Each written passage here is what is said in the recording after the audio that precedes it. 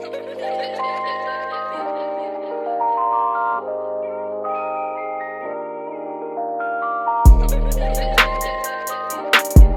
to Conversations One-on-One, where we just have conversations, It's Sharon and I'm Daniel Phoenix, and we just come here. This is a platform where we have discussions, about a lot of different topics. It can be about love and relationships. It can be about politics. It can be about what's going on in the news right now. So today's topic is about discussing finances with your significant other. If you're in a relationship and you plan on being serious and, hopefully moving on to marriage, how important is it to talk about finances? I think it's very important to talk about finances. You don't want anything to be misconstrued as far as whose obligation it is to take care of what, and you just want to make sure that that person is financially stable, especially if you're financially stable. Yeah, it could pose a problem in a relationship if one person is carrying all of the weight. Now, it's one thing if it's only yourself, like if you're single, of course, but if you're in a relationship, you don't want to have to carry the other person, because that's just like taking care of somebody. If they're not contributing, it's just you paying for everything. Now, there are some relationships like that. Mm-hmm.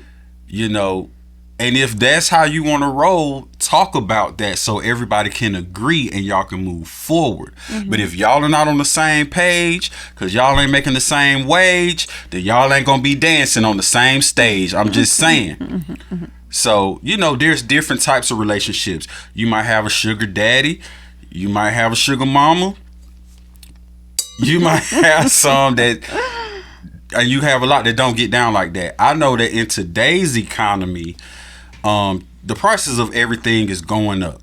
And a lot of people are struggling. Even people who weren't struggling before are struggling now. Mm-hmm. You got some people that's not struggling still.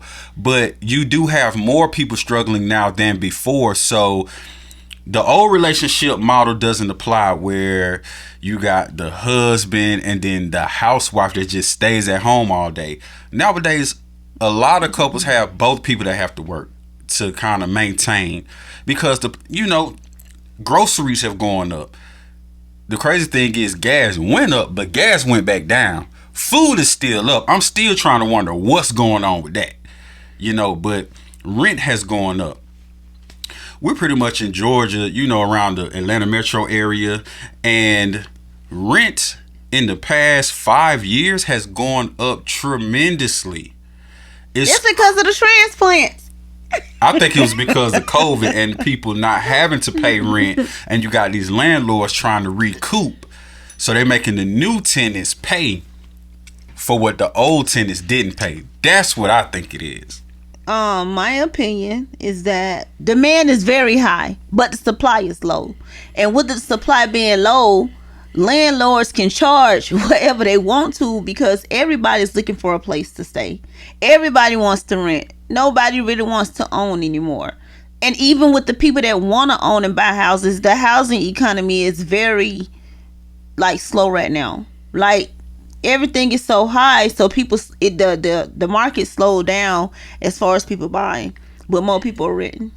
Well, the demand is high, but they building up too. They building everywhere. I mean, they're flattening land like crazy in Georgia, and people are moving here. They have a place to stay, and we're not even talking about all of the empty units in apartment complexes, because there's a lot of apartment complexes in the metro area, and we're not talking about the empty houses that they just built up. They putting up whole 100-acre complexes, so, and then everybody that's moving here, every individual doesn't live in the house. So a lot of them are families that's living together. But you got a lot of different scenarios. But at the end of the day, discuss finances with your partner if you plan on taking it serious. and being in a long-term relationship.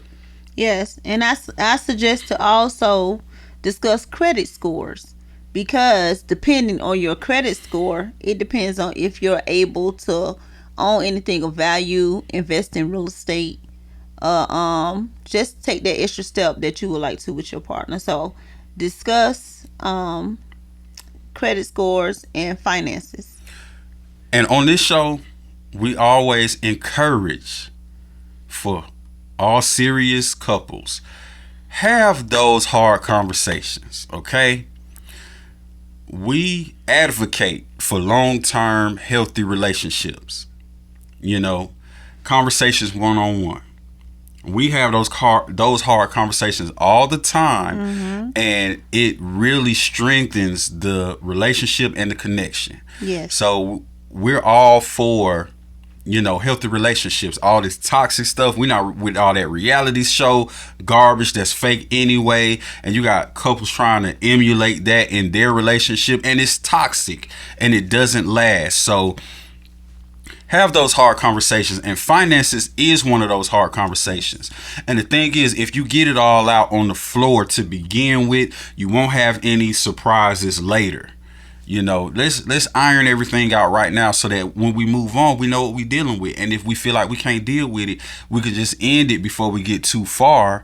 And it may be some hurt feelings, but it won't be as bad as if you done wasted 10, 15 years of your life. Now, if anybody weighs, if anybody can't see what somebody's financial, what their financial thing is, stability is in a year, why would you waste 10 or 15 years? No, ladies, don't do that. Well, some people be in denial. Some of them be in denial, and really, what we working with as far as dating men and women wise is slim pickings out there for some decent people. So some people are settling. That's just what we're dealing with out here. So, but like I say, purpose of this show was to give y'all some tips and tricks and knowledge to kind of navigate through certain things, because I want everybody to be happy. I'm happy. I want you to be happy too. Straight up. Yeah, don't wait until you fall in love and start talking about finances. Don't do that, ladies and men.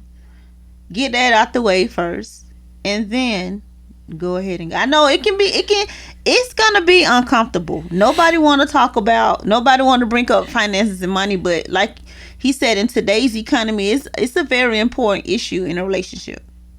Yes. Also, like I said, that's one of those hard conversations that you have to have, but don't get in your feelings like, what you want to know all that for? But maybe you need to, because you're only going to feel that way if you don't plan on having a long-term relationship with somebody. I can easily see, oh, what you asked me all that for? We only on a date anyway. I ain't even going to call you tomorrow. Well, get that out the way too. Let's go get that conversation out the way as well. Wait a minute. So you're saying it's okay to ask about finances while dating? I was thinking maybe once the couples got into relationships, that's when the issue of finance would come up, not while dating. Because you date multiple people. Well, see, that's my point. Originally, I said if you plan on being in a long-term relationship. Now, what I'm saying is someone, and maybe I said that wrong in the, what would you call it? In the example. But somebody may think they're going to be serious with someone and bring up finances, and that person's like, hold on, we just dating. I didn't plan on being serious with you. That's why I say, well, that conversation need to come up too then. Because you got some things are off balance. Some people may be going in one direction, and you got somebody else that's going in a totally different direction. So yes, bring it up still. If you feel like you want to be in a long-term relationship, some of these hard conversations will bring out other things, like skeletons in the closet, if that's what you want to call it. Yeah.